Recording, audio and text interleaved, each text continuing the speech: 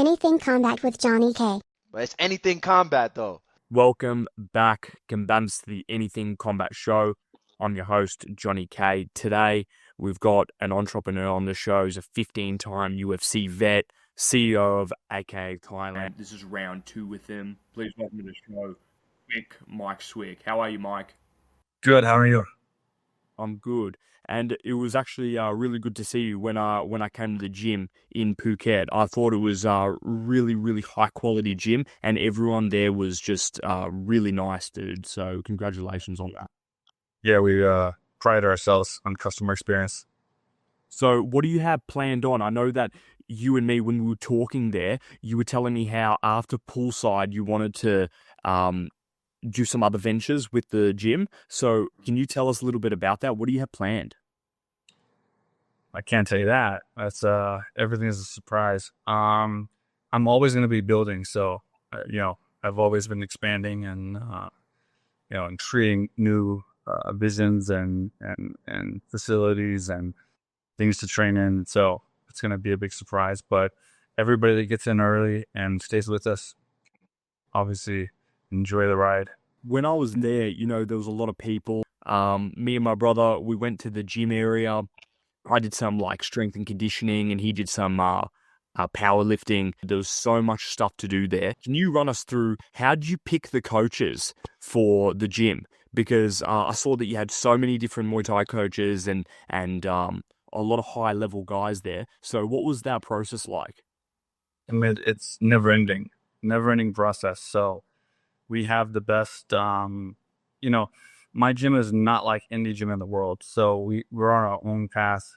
I built the gym to be different. I didn't want to end my career, or I guess spend the rest of my life, my post-career, the same as my career. I wanted to have my interest involved, but have a different level of people that in my circle and in my community, and just the whole, everything. So I was the first person to build a fight gym that was basically built from the ground up, everything was designed by me, and hand built for everyone.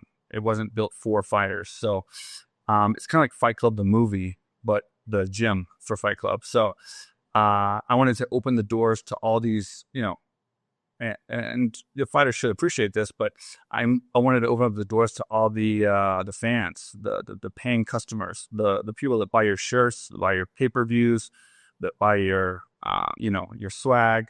I wanted them to be able to come to an environment and train like the people they see on TV and feel that experience, but not have that dirty, gritty, that I had to come up with, and the intimidation and the fighters walking around, and maybe if someone punched you too hard or whatever else. So I wanted to take all that away and let people just experience you can be a fighter even if you're an accountant, or even if you're a lawyer, or even if you're a celebrity, or even if you're an influencer. You can come here and you can feel what it feels like to be one of us and to be a fighter at a real fight gym with a real curriculum, and do it at your own pace, at your own level, your own tolerance, and we won't push you and intimidate you and make you feel uncomfortable. And we have a capacity for how many people we have, so we can create that customer experience. So when you come, everyone's going to know you as well. So you're going to network with so many people. And it's not just fighters, where you can take a room full of 50 fighters and they're going to be, there's no networking. There's no networking. It's like a ping pong ball bouncing around. It's just, I had this fight. I'm going to be a UFC fighter. I'm training to do this fight. I'm doing this fight. At AKA Thailand, it's like, we got millionaires, billionaires, royalty from Saudi Arabia and UAE. We have Wiz Khalifa was just there for a week. We have Steve Aoki was just there, training. Central C has been there 2 times training. All these guys, Dana White came, so many different people. So the network we have of people, you're networking, you're training like a fighter, but you're not talking about fighting all the time. You know, there's depth to the conversation. There's depth to the gym. It's not just punching a bag and then going and sitting down, eating food, and talking about punching the bag. It's punching the bag, going to a restaurant, sitting down, and then talking about how to change the world. Mike, can you tell me who's the next big guest that's coming to AKA Thailand? One that just came in today is best nostalgia, for me. But because he was there, but when we had like no electricity, no water, no air conditioning, no nothing, and we won our first UFC fight, training him on just mats in a open air jungle. It was unbelievable. And we got the UFC victory. He just came back. He's fighting right now on the 25th of next month. But yeah, we have some big celebrities coming in for the high season. So a lot of them. A lot of people. Some people come in and they're public and they're cool. Like Wiz. Wiz is chill. Wiz is totally nice.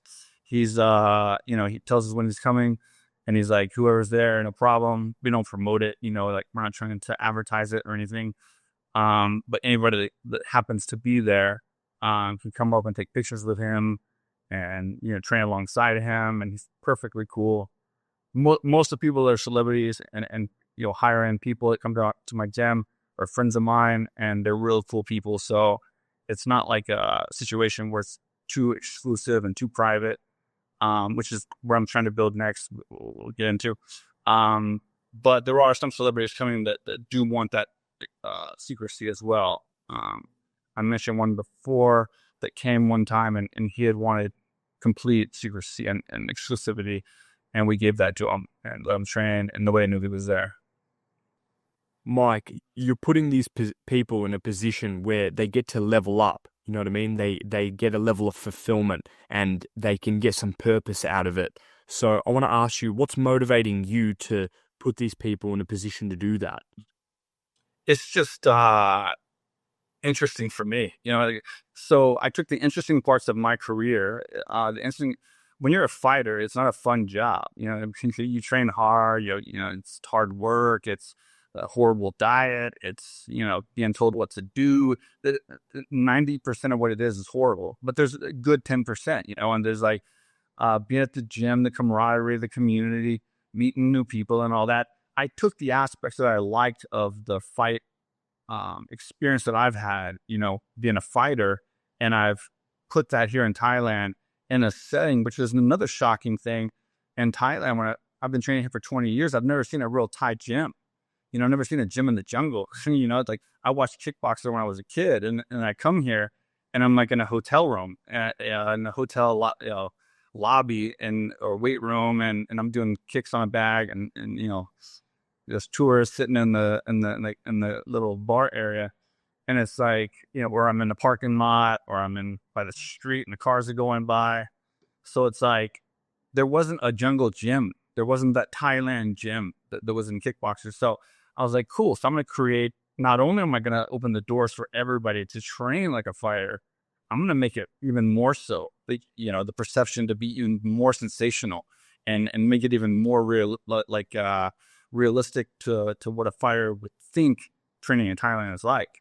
Most of these guys come here and train at these other gyms that are fighter gyms. They're no different than any other gym in the world. It's like, why do you fly 24 hours to train in a room with 4 walls that are filled with posters? Looks just like the gym you came from 24 hours ago. You sat on a plane. You look outside where you're training here at AKA Thailand, you see a jungle. You see a mountain, you see Thailand. This is my dream. This is what I built, my vision. So I opened the door for everybody to come and be a fighter and actually feel like a fighter and feel like they're also in Thailand. You didn't waste your time flying here. Like, you're definitely in Thailand. There's a monkey right there. You know what I'm saying? There's a mountain.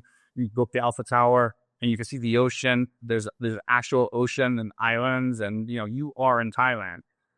These other gyms can't do that. And so this whole entire thing packaged together, it's just never been done before, and we're on our own path.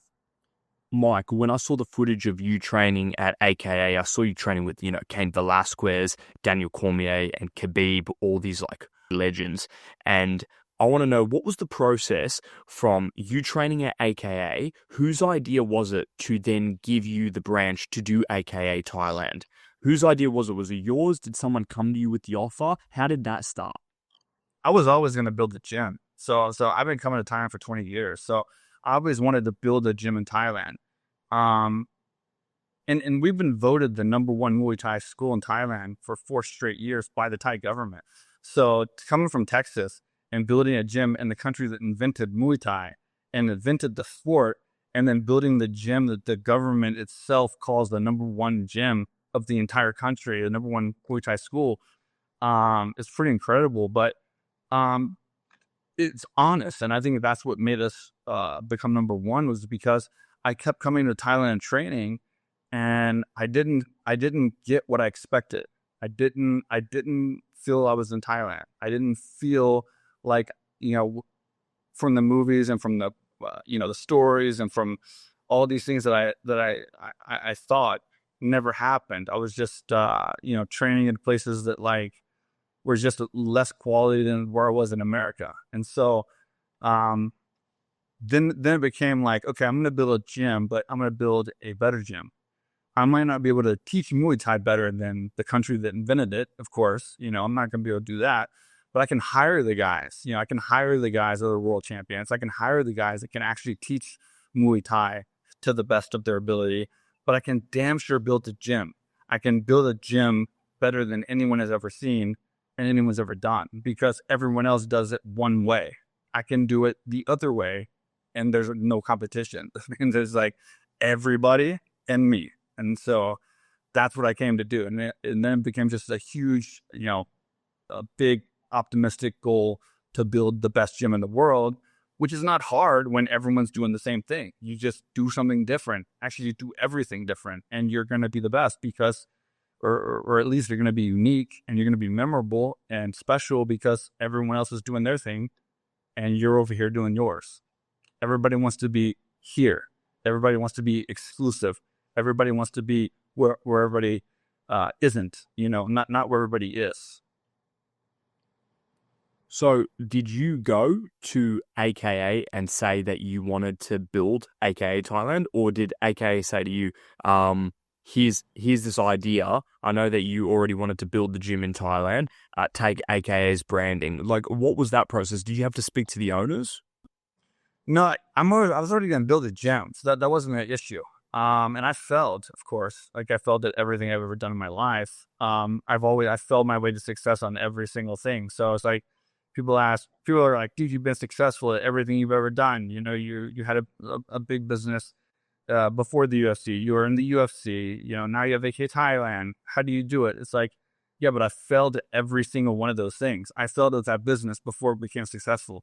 I got knocked out in the UFC. I got submitted in the UFC. Yeah, I failed at that too. And then AKA Thailand, the same thing. I failed multiple times before it became a gym. So I was going to build a gym regardless. And of course it was going to be, related to my family, AKA is my home, the people that gave me the talent that I didn't have. And my best friend, Javier Mendez, being my mentor and just life guide on everything. I owed it to him. And so I was going to build this gym, and me and him was just talking. He's like, just call it AKA Thailand. And I was just like, that's not going to work. American Kickboxing Academy. It's if anyone breaks it down, it doesn't make sense. But we were our own little acronym at that time, AKA, it was our own thing. But I was like, the MMA community is kind of sharp, and they're blunt, and they're going to not accept that. And Javier was just very persistent. He's like, no, just do it. Build your gym and just call it AKA Thailand. And so then I was just like, okay, well, can you give me the rights to use the logo? You own AKA, you're the godfather, you own AKA, the brand, you're the guy. I was like, can you give me the rights to AKA Thailand? Can I have that part? And I'll do it. I'll just build it. It's a proven team. It's a proven curriculum. It's a proven concept. And I'll just bring it to Thailand. I'll do something that no one's ever done before. And now we'll have one of the best fight gyms from success fighters to one of the best fight gyms destination wise to the most popularity and most sensational. Mike, out of all the celebrities that came to the gym, who were you most surprised with in terms of their skill level? Wiz Khalifa, of course. There's no doubt about that. Wiz is amazing. Yeah. Wiz has been training for a long time.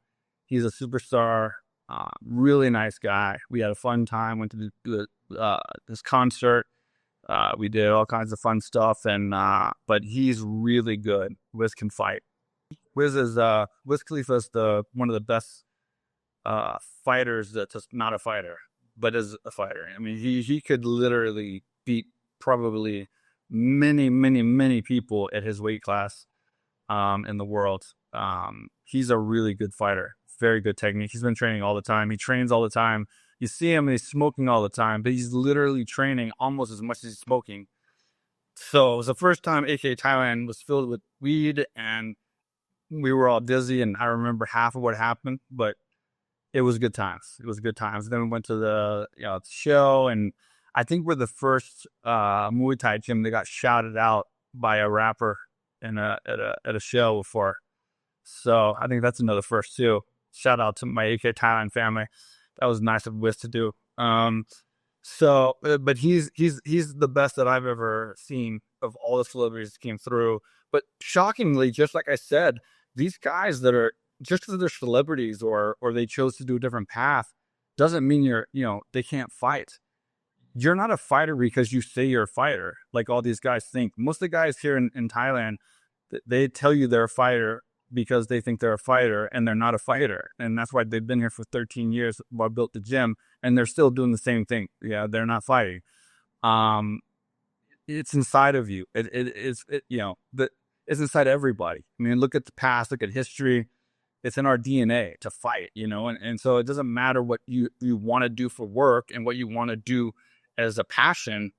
Everyone has a little bit of fight in them. And some people want to show it off and show their family and show I'm not just a lawyer, I'm not just a celebrity, I'm not just a singer, I'm not just an actor, but I can actually punch people in the face. I think Steve Aoki put it the best. He's like, dude, I can punch someone in the face now. And it's like, yeah, you can kick him and you can punch him. And he's like, yeah, sweet, this is awesome. It was the moment he discovered that he could punch someone in the face. So he had his very first Muay Thai session at AKA Thailand as well. How hard was it to get the gym permits in Thailand? What issues what issues arose when you were trying to get permits? Did anyone stuff you around with like trademarks or permits for land, or what issues came up? So many, man. So many, man. I lost 2 gyms.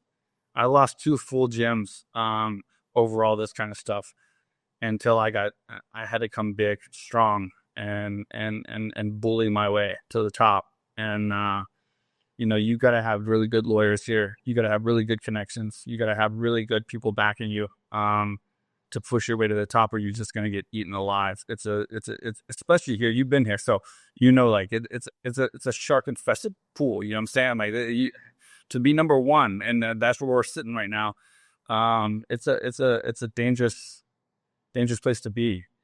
Everybody's nipping at our feet right now, and but it's a beautiful country. It's a beautiful culture. It's a beautiful place that's accepted us, and we bring a lot of value to this country. We bring a lot of good people to this country, and we've opened the doors to show the world that Thailand is not just the inventor and the creator of this style of Muay Thai.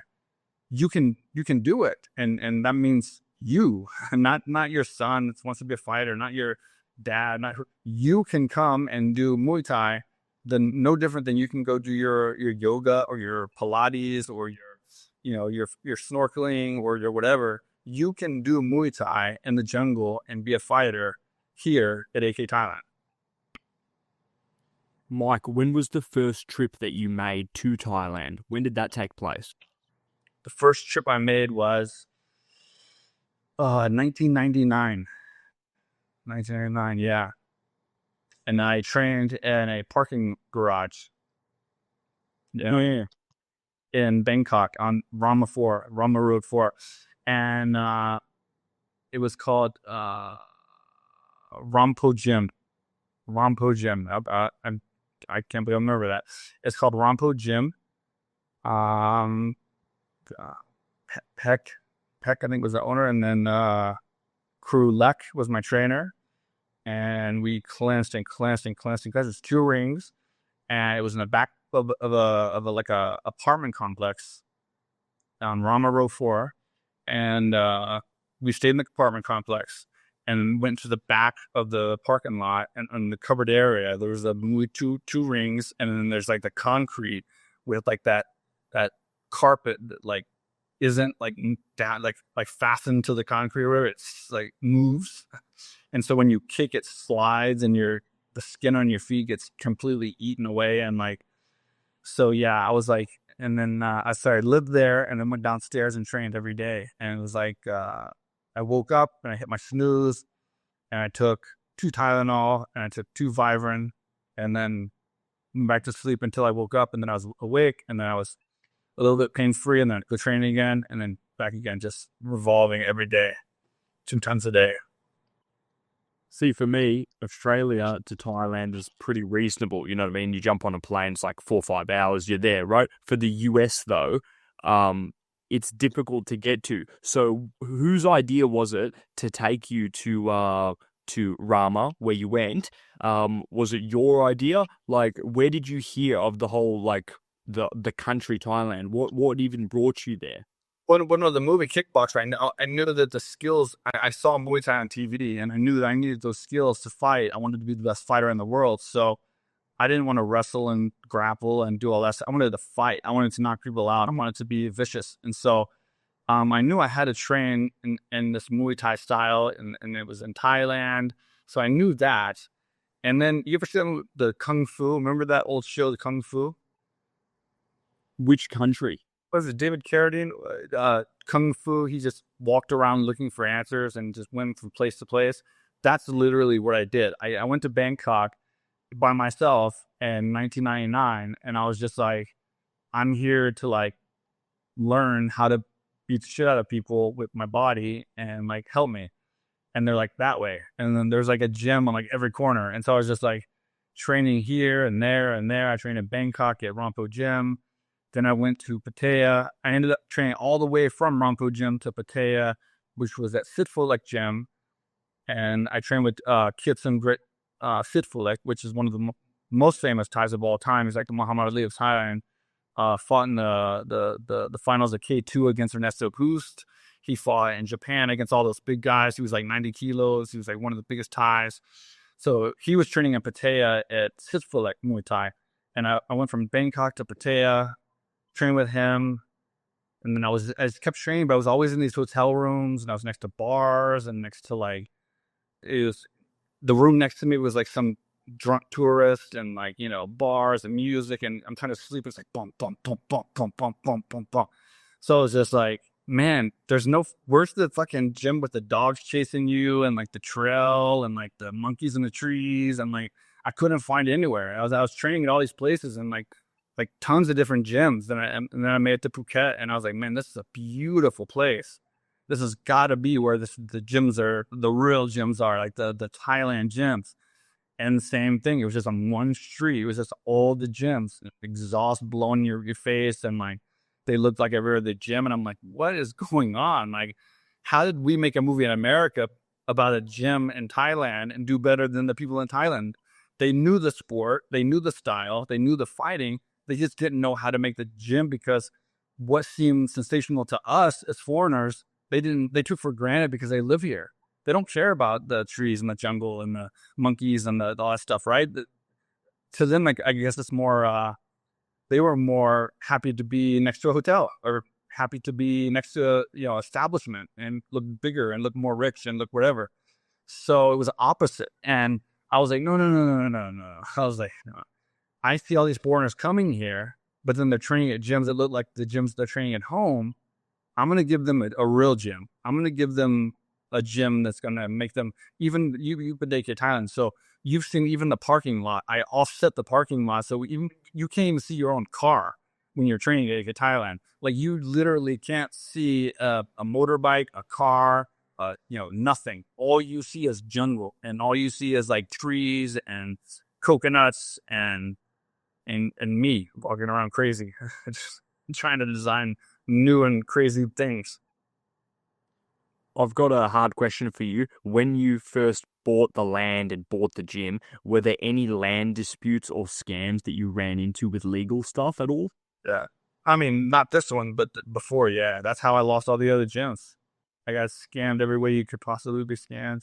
But you learned that you have to embrace failure and learn from it and understand what it's going to take to get you where you need to go. And then you either got quit. Most people, when they fell, that's the end of the road. It's like they're like, well, I can't do it, and they stop. But for me, it's like, that's the beginning. Now I got the answers. Now I know what not to do. So I'm going to not do that again, and I'm going to go forward. And then you might hit a couple more failures of things that you shouldn't do. But eventually that, you're going to be given the answers through stubborn failing. What was one of the scams that happened to you that you were just blown away, just couldn't believe that could even occur? I mean, it's Thai. I mean, it's not Thailand. It's everywhere. I mean, anytime somebody's not familiar with the area, and you don't know everything that can be, and you don't have anybody to protect you at the time when I got scammed the first time, you're just an easy target. So I mean, I've been in Brazil, the same situation. You have to be careful everywhere you go and understand that you're going to be a target if opportunity knocks. And I got scammed because somebody wanted to give me the perfect piece of land that I found, and they didn't want to register it. They wanted to do a handshake deal, and I'm like, no, I'm not going to put my entire life savings, in a handshake deal. And so they kept my deposit, and it was not that much, and I lost that one. And then another one, I had a partner, and one of the other gyms here hired him and tried to break us up and call, break up the company, which is great, thank God, because now I don't have anyone to be my boss or to have to answer to. I have to ask questions to. But at that time, I would have, because we were equal partners, the three of us. And another gym hired one of my guys, one of us, and he gave up because it was too hard, and he wanted an easy life, and he just has no, he doesn't have the drive inside of him, and so he's just very easy, very weak, and he got bought, and it ruined us, and we lost everything in the process because, when you're equal partners, and when your partner sells out, you're stuck.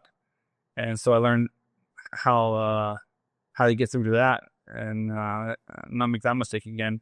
And I just came back bigger and stronger. And I learned that I liked it, actually. I like the fact that, like, the biggest and the strongest and the most savage survives, because I had that dark side. I had that side of me that was savage and that could be the big shark. And a lot of people don't have that. They pretend to have it, and they flaunt it, and they they'll sit there and fake it, but they don't really have it. And so the more I felt like this is where I want to be, because when I do get that my rhythm and I get my chance, I'm going to be the shark in this place for sure, hands down.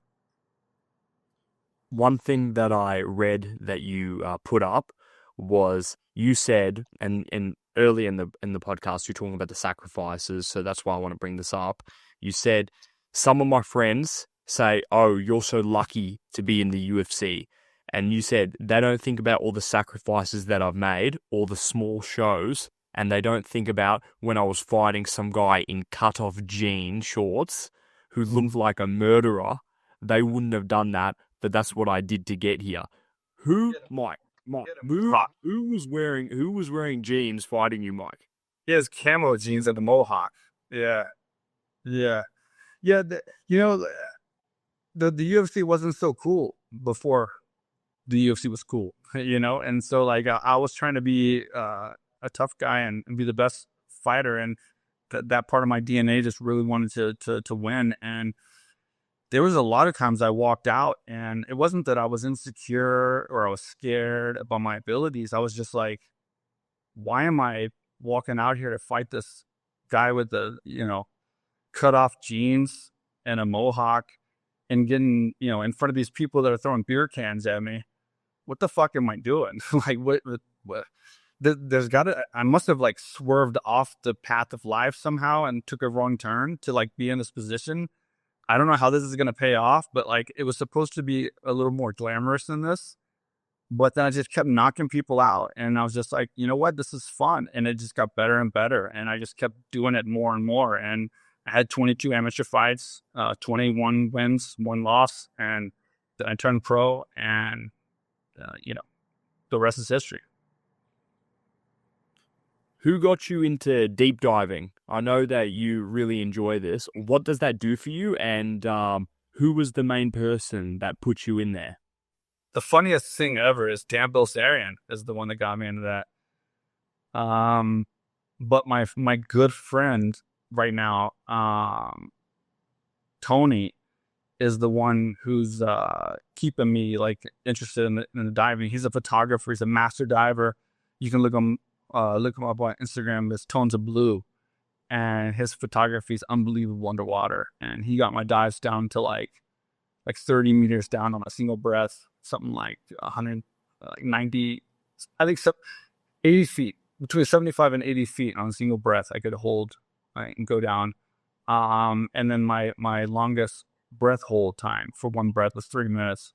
And it's just the peacefulness of going under the water and seeing life underwater with no air, no machinery, no sound, no just you and the ocean. And there's never been a time I free dive and I didn't see something new, something interesting, and I just feel so in with nature. And to be honest with you, over 50% of life on Earth is underwater, and so it's like there's a lot of shit down there that we haven't seen.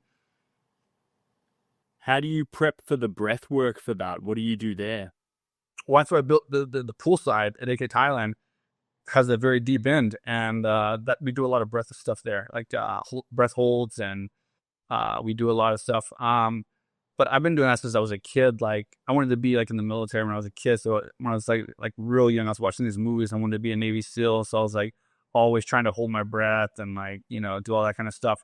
But then, as I've been a free diver here in Phuket, it's just holding your breath and don't do what I do. Like I'm just very stubborn and I don't like to listen to directions and take notes and sit in class and be told what to do. And my friend Tony hates that, but go to, Tony, one of his courses or his Instagram and he'll teach you, and like, it'll open a door that's just like, to a world that's a whole other world. And I think everyone should experience that before they die is to be able to go down and be able to just be one with the ocean. And I went to the Maldives and I was like diving with manta rays that were like, 9 feet wide, 3 meters, and hammerhead sharks, tiger sharks, nurse sharks, stingrays. Like it was just incredible. And then plus the reef and everything else. That's funny that you mentioned about the Navy SEAL, because I just read that, and I also read a quote from your mother about you, which was that you never got in trouble when you were a kid, and you attacked everything with a fierce determination, if it was horse riding or pool playing. Yeah. So tell me about that. So you never got in trouble, not once, and you became a fighter. No, because my dad was a very intellectual person, and he just taught me through punishment, because he never like hit me or anything like that, or punished me with like force, but he intellectually punished me and basically showed me how everything I did wrong, how it could have been right. And so he basically programmed me to believe that nothing was wrong. So I didn't do anything wrong ever. So just like when you eat, a vegetarian can eat the same as a meat eater, and you're going to grow the same things on your body. There's the fingernails and your hair. And it doesn't matter if you eat a leaf or you eat a cow. You're going to, if you break things down enough, it's the same thing. It's going to grow the same. It's going to come back to be the same thing, right? So it's going to come back as skin, come back as hair, come back as fingernails, come back as whatever your body needs. So the same with life and situations. You can break things down like situationally. And you can turn things that are wrong into right. And so I never would be wrong about anything. And my mom, she may have bragged about it then, but she hated it at the time because I never was wrong about nothing. My dad taught me to talk my way out of every single thing I could justify. There's no, and this is why I built the gym. This is why I had the success in the UFC. There was never a no. There was never a you can't do. There was never a fail. There was never a, you can't pass this. There's always a way to say it. There's always a way to get a yes. There's always a way to pass. There's always a way to succeed. There's always a way to have success. You just have to break it down farther. And if you didn't get it, then you didn't break it down enough. And school teaches kids and teaches everybody else the opposite. School teaches you pass or fail. And if you fail, you leave. You don't get a second chance. Quit. Go. Do something else. No. That's when you start. Everybody fails. Nobody's supposed to know, right? And win or lose when you play sports in school. You win or you lose. You win or you lose. If you lose, you're out, right? You go back. No. When you lose, you learn and you become a winner. So it's like school doesn't teach you the essentials. And it's completely opposite. It focuses everything on win and everything on pass, everything on succeeding, but it never focuses on the things that actually help you, which is the failing, the not succeeding and the no's. Do you think your MMA helps with that? Because you're constantly, if you do wrestling or if you do jits, you're constantly failing, and then the failure is actually where you grow the most, and you level up and you learn how to do everything, and then now you have it. It wasn't that you went to do it and you got it and then you've learned it. It was more that you failed, then you learned how to fix it, and then now you have it forever. Yeah, well, that was what the attraction to me for that was, because that's exactly right. You're never going to go to jiu-jitsu and just learn and be great. You're going to get tapped out, and you're going to have to get tapped out until you learn how not to get tapped out. So if you only had one chance, you'll fail and you'll never come back to class. You'll go one day. But because jiu-jitsu lets you fail over and over and over and over, you become a black belt in 5 years. Do you understand? So like, that was one thing I liked, is the fact that like there was no end. You weren't punished for getting tapped out. You weren't punished for losing a match. You weren't punished for failing. Or, you like poker, you just keep going, and eventually you win. And when you win, the win is big.